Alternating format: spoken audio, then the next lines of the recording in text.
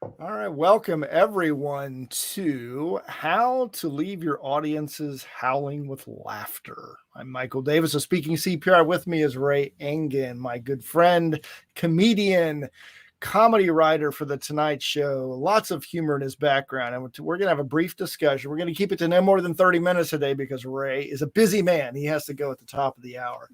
But Ray, thanks for being with us today.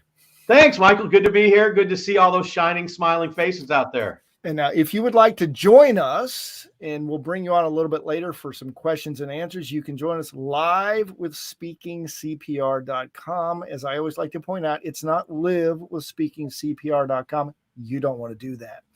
So, Ray, we have three interesting ideas today, different perspective. One of the reasons I love working with you is you don't have the standard tell a funny story, make a point, tell a funny story, make a point. You've got a very different perspective, and you are a professional speaker also. So let's dive into the first point, which is to look at life through a different lens in your story. Talk a little bit about that. You've got to see the world through everything else's eyes that's out there. One of the speeches one of my signature speeches is about a piece of luggage that travels with me. It's my best friend, and its name is Jack. And on one trip, it gets lost. I go to Kentucky, it goes to Paris. It hooks up with a French handbag named Chanel, comes back reeking of duty-free perfume, wearing a beret, and now it wants to be called Jacques. But Jacques gives me advice when I talk about losing my girlfriend, and he said, "Oh, you didn't lose your girlfriend. You know where she is. There's just somebody else." No, Jacques, no. And so it's life. That speech is made because the life is looked at through Jacques' eyes, not my eyes. And every single day, things like this happen. When you walk out your door, you ever have a spider web just sitting there, and you go, get this off of me. And then like 3-4 days in a row, you're like looking for the spider. Where the heck is this thing? I got to get rid of this. Well, you're annoyed by this, but think about the spider. The spider's working hard every day going, I just missed him today. If I could catch him, that would feed my family for years. I could catch that guy. So the spider has a different perspective on it. What is your cup thinking, your coffee cup thinking when you put it in the microwave? What does the dog think chasing after the mailman? Is like, oh, there's a mighty fine leg. That looks good. That looks long, young leg. It's like veal. Let's go. So dogs are optimists too. They know that today's the day. I'm catching him today. You know what? I'm not gonna fall for the fake throw. I'm not gonna fall for the fake throw. I'm gonna catch the mailman. Here we go. Come on. And then he got me again. Darn. I think I'll just love you more. Come on, give me food. Exactly. And it's a good day when you get to be a dog on a live stream presentation. It is. Now, what I love about the exercise, and that's more for maybe specific jokes, but what it does is it gets you in the mind frame of thinking outside your normal way of thinking. And I hate cliches, so I'm not going to say think outside the box. I'm not going to say that. My phrase is think outside the rhomboid. Oh, yeah, there you go. The trapezoid. Yeah. What it does, though, it helps you think like your audience. And as speakers, sales professionals, and even leaders, it's vital that we think like our audiences. When I work with people one-to-one, I say, you got to watch the jargon. You got to watch references that people don't understand. And my job as coach in those moments is not to coach. It's to tell them that I'm an audience member. I don't know anything about your world. Speak to me like I'm a fifth grader. And I don't mean that in a negative sense. Just talk in normal, everyday language that's not jargon filled. So what's going to happen when they take you home? What's going to happen when you coach them? Not what you can do for them, it's what's the result that they're going to get out of that. And I think it's Craig Valentine that says, never sell a product, always sell a result, right? And you should also, to add to that, sell it through their eyes with their wallet. So what a speech is an idea. What's going to happen to the person if you take my idea and run with it? Not, here's a bunch of funny stuff I'm going to say. Yeah. So you've got to surround the humor with points. And the good thing about humor is every time you make somebody laugh, the height of learning comes after the height of laughter. and it's like a palate cleanse. It's like shaking a Etch-a-Sketch over the top of your head. Whenever you laugh, all of a sudden the slate is blank and you can put whatever you want on it, and people remember much more after laughter than they do before it. So a very, very good speaker will put a lot of humor in it right before a lot of information, and they'll get a lot more retention of that. That's why funny is the honey that makes your message stick. I like it. Funny is the honey that makes you money too. That's correct. Or could be. And what I love about what you're talking about, Ray, is that it may sound oxymoronic based on what we're talking about as far as creating humor, but if the only comment people have after you speak is, oh, he was so funny, you didn't succeed. They didn't get the message. Yeah. Don't be so focused on the humor that they don't get the message. But and it's our job as speakers to put that message in there and make it stick. Well, that's going to happen. And one of the reasons that I started in this, I saw a study that you put out from somewhere else, and we still can't find it, so I don't really remember exactly where it was from. No, it's real. Yeah, it's real. I've seen it. And if I talk to you for an hour, you remember 3%. If I put something spectacular up behind me, it goes from 10 to 15%, PowerPoint, something like that. If you tell a story, people remember half of what you say. But if the story's funny, it goes up to 70%. So that's the research has been done there. We know, we've seen it. We cannot find that article, but we will. Supposedly it's from a business school in London, maybe the London Business School. I think it was a London Business School. I think it was, yeah. I don't know. Maybe because of the lockdown, they're not letting us have their information. I don't know. All right, that's about looking through a different lens. The next point that we'd like to bring up is, and I love this concept, focus on the paintings created by the logic of the words, not the logic of the ideas. Please elaborate. Every time we speak, we put a picture in a person's head. 5th grade auditorium, packed house, 217 proud parents and their hyperkinetic kids sitting in squeaky folding chairs. The smell of Mrs. Minagawa's 15-cent brownies wafted across the stage, right? So you can see that moment in your head, and I can take you to this spot without saying it was a play. You describe this. If I say, imagine a 5-year-old boy just living his dream. Everybody sees a boy, different boys, and everybody sees dreams, different dreams, but we're on the same page. We can move forward. In humor, what you're doing is you're trying to paint the picture for the audience where you want to go. Same thing with a story. Mm-hmm. Comedy as well as storytelling preys on the predictability of people's minds.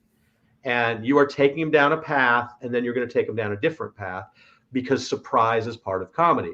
I have a joke from years ago that I said, well, I'm single, I've been seeing someone, right? And with that setup, what people think of when you say that is young love, beginning love, people going out, holding hands, awkward moments, the little joy, the little pitter patter when you see somebody.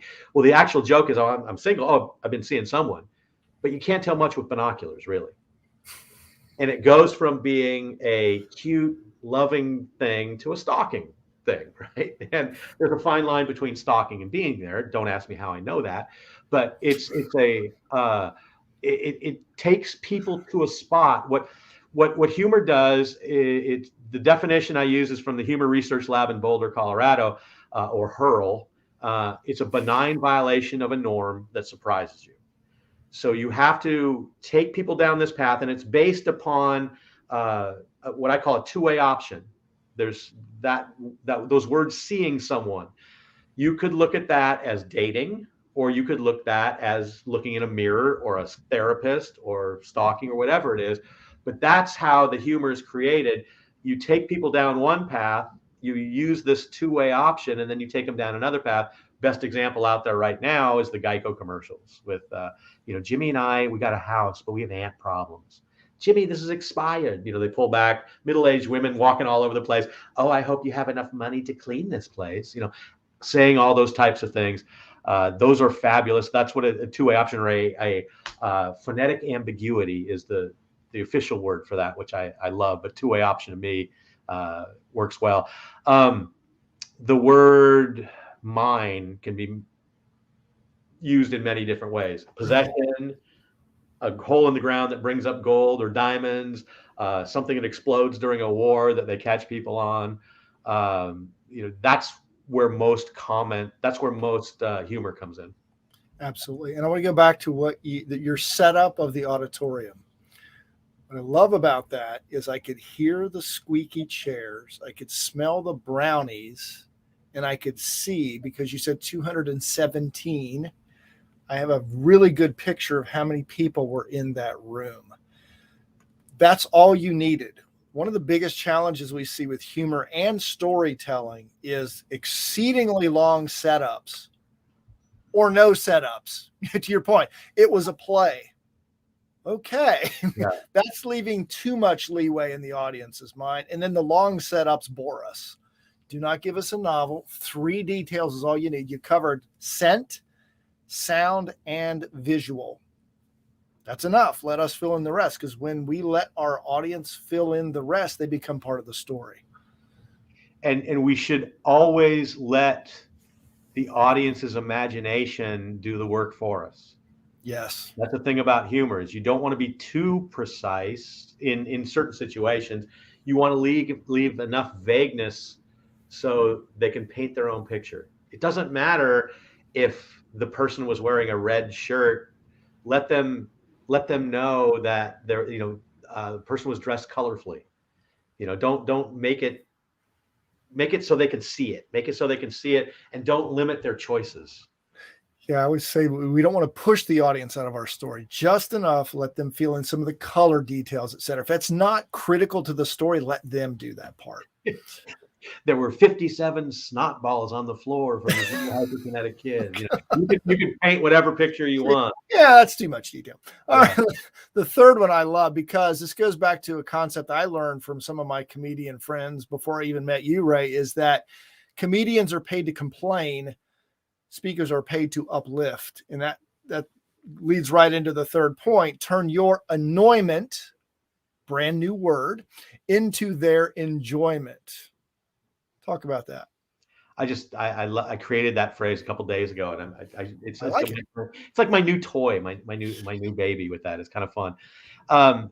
Anything that happened to you that is a pain in your butt ish, later on has the opportunity to be tremendously funny, because that line between comedy and tragedy is very thin, and we don't tell our troubles in the beginning because they are too new, fresh, and embarrassing.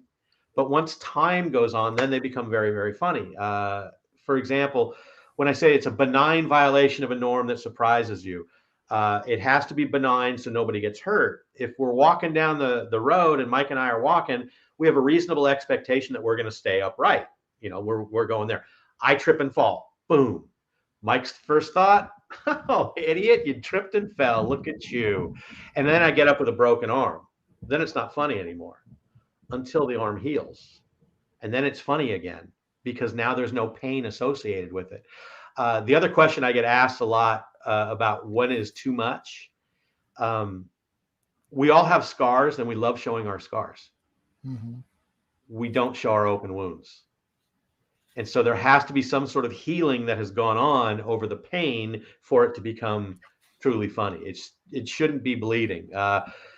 Example I like to use, I was talking to a group of new managers, and one of them asked a question about, if we do this, we become millionaires. And I said, well, it takes a lot of work to be a millionaire. Did you know that most millionaires go bankrupt on the average 2.5 times before they actually get to keep their money? And I said that, and this little breath in the corner of the room, this guy said, half a time to go. If he had just declared bankruptcy, he wouldn't have said that, because it would have hurt too much. And he didn't want anybody else to know, because it's embarrassing. right? Yeah. But because he had been through two, and now he's back and he's working, he's a manager now, where he was just a regular employee before. He's showing himself some success. He's on his way. Half a time to go. You know, maybe I'll get almost bankrupt, and then I'll come back, and that's the half I need, so I don't have to declare it. You know. Yeah. Well, I like that, and I've heard you talk about this before, and it occurs to me, and I took some notes on this.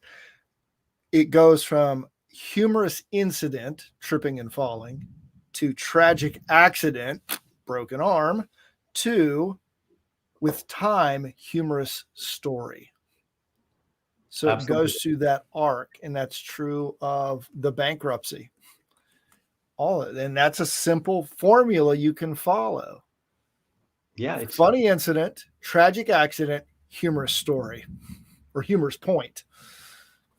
Yeah, I tell a story about how my crime spree began very early in life when I was 4 years old at the Bronx Candy Wall, and my 7-year-old brother talks me into stealing a piece of candy, right? And it takes him probably, it seemed like forever when I was there, but he took this, he pointed this, he says, "See all this candy, Ray? This is free. It's for us. Go ahead, have one." I'm like, "No, it's not free," you know, because they used to have that little coin slot up top. Like, "Look at that coin slot up there. It's not free."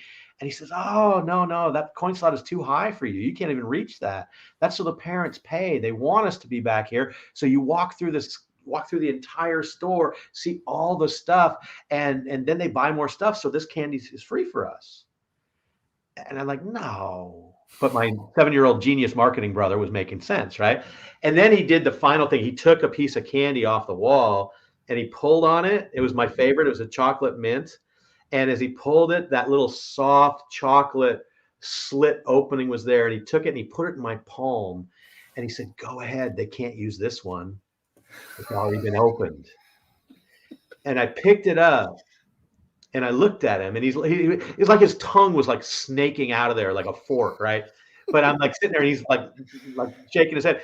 And I put it up to here, and just as it started to touch my teeth, just as I didn't crack I don't know if I cracked the shell, but he goes, "Mom, Ray's stealing candy!" And he came out of nowhere, grabbed me by the ear, and pulled me to the front of that store. And he told the store manager to arrest me, right? I got off with house probation, but I couldn't go back to the candy wall for 30 days. That was my real sentence. Yeah. I don't know where I started telling that story, but it just seemed like it fit for some reason. But I've already lost my mind. But it turns out later on, as I walk into a bank and I see about $1,263 in a wallet. And I thought, "Oh my God, this could be great." And I was going to keep the money and it was going to solve all my problems. But when I got to the teller to deposit the money, my left ear started to hurt again. And as I turned it into him, and the whole blank was clapping. God, I don't remember why I told that story and why it led to there, but that's kind of a 10-minute story done in 36 seconds. But there is a story with a lesson that stuck with you. Yeah. It's the stickiness of stories that are well told with details just enough that it affected you. And tell me, what is your brother doing these days? Oh, he's a freaking genius. You know, he's quite the salesman and quite the marketer, as you said. He's not really a salesman. He's a scientific guy, and he and his ex-wife wrote a game like Dungeons and Dragons that's well known in that community. So he does stuff like that. But the key thing about that whole story is, when I was 4 years old, my mom cared, and her actions proved it, and it made an impact on me. And from that, I realized that she didn't know anything about those people at that bank, that the guy who had left that $1,263 in his wallet. And that's when I realized later on in life, it took me 10 years after that to realize you don't have to be a world leader to change the world. Some people do it one chocolate mint at a time. There you go. Yeah. I love that whole concept that stories have long lasting impact. And this is something that I try to teach all of my clients and I know one of our viewers today is Roger's a TEDx coach, and I know you'll appreciate this. Many times when we speak, the audience doesn't give us a lot of reaction. Sometimes they'll come up and thank us afterwards, but we never know who's in that audience, who needed that laugh, who had to hear that story, but never told you. You just got to trust that you're having an impact long after you speak. Well, and you also, along those lines, you have to release the fear that you might upset somebody by something you said, because you're going to. And for no apparent reason, the example that I'll use, I was in, I think it was down in Houston, and I did a show, and this woman came up to the 3 comics in the show, and she said, "Oh, you're wonderful. You're wonderful." She turned to me and said, "And you're mean." Yeah, I've been described by a lot of things, but mean usually is one of them. And I had, okay, so what does it mean? So here's what happened. I told this joke, and I said, it was about the time when they put the Hubble telescope up in the air. And when they first put it up, they couldn't use it because the lens was not ground properly, and they had to figure out a way to fix it. And the joke was something along the lines of, so here we go. We spend like 10 years, $2 billion, and then screw up a job that lens crafters could have done in under an hour for $79.95, right? And this woman's father worked on the Hubble telescope. So that's why I was mean. You know? Well, and we always tell people, look, if you're going to stand your ground, somebody's going to get upset. And here's the beauty, and I know this, and I wasn't even a comedian. The difference between comedy and humorous speaking is if a comedian tells a series of jokes that bomb, they're in trouble. That's their livelihood. If a speaker tells a series of stories that don't get one laugh, you just made some really good points. Well, it's art. Humor, art. If you say something and you're doing stand up and people don't laugh, they didn't know that was a punchline. You've just created art. That's right. So you're the Picasso of comedy. All right, Ray, I know we got to wrap up soon because you've got to get to another call. You've got an event going later today. You do your weekly live stream. Why don't you talk about that for a minute? Well, it'd be fantastic if you took what we talked about here and now you can use it at the Humor Happy Hour. I'm doing it 4:00 Pacific time. So in a little over 4 hours, we go and we talk, and we'll be talking about use your annoyment to create our enjoyment. And so come up with stories, come with that. You got to go to a Chrome or Firefox browser, and it's joinraylive.com. Joinraylive.com. Very simple. Like that. Yeah. I can take up to 10 people. Last week we had 9 on there, and it was great. Be that 10th. Be that 10th person. Yeah, let's make sure we kick somebody out. And I am more than happy to talk with you about storytelling, presentation skills. Go to, and I'm going to put this up right here. This is a new service I'm using. It's called InPhone. It looks like a phone, actually, but it is my new, words are escaping me. It's Friday afternoon where I am. It's my new business card. It's virtual. And what you do is you go to this infone.com right there, that address. And then what it looks like is this. I'll do a little bit of a blow up here. You can click on, if you like my 52 storytelling tips, for example, just click on that button. It'll take you to the sign up page. You can go to this one if you'd like some of my free reports, either about virtual presentation skills, storytelling. And if you'd like to schedule an appointment, click on that. Be happy to talk with you for 15 or 20 minutes about your speeches, your presentations, your stories. Ray, any final thoughts on humor before we let you go to your next meeting? Well, when you said I'm going to do a blow up here, I thought you were going to go, get my free report, do it now, push the button, get my stuff. So I was waiting for a little like wrestling. No, it's misdirection. Yeah. Yeah, there you go. Phonetic ambiguity right there. That's a two-way ambiguity. Well, I appreciate you being with me today. Again, join Ray later today. Joinraylive.com, correct? That is correct. Joinraylive.com. Got that. And then join me next Friday. I'm not sure yet what the topic will be, but it will have something to do with presentation skills. Roger, thanks for joining us. Those of you watching on Facebook, have a great weekend. Get out there, make people laugh so you can make your points stick.